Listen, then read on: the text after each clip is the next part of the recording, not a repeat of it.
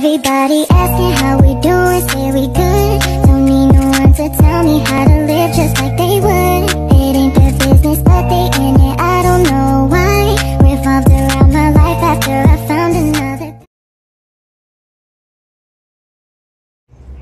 Hello guys! Isa ka bang empleyado? Natamad nang pumasok pero hindi ka makapag-resign?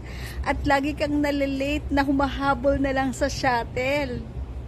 O isang OFW na gustong-gusto nang umuwi pero hindi makauwi dahil wala pang ipon at kailangan mo po talagang buuin ang 2 years contract sa abroad? Meron akong good news sa'yo. Meron akong i-introduce sa'yo na isang negosyo. Negosyo na lifetime at pwedeng-pwede mong gawin kahit saan ka. Kahit ikaw ay nasa abroad o habang ikaw ay nagtatrabaho. Ngayon, kung gusto mong malaman for further details, PM me.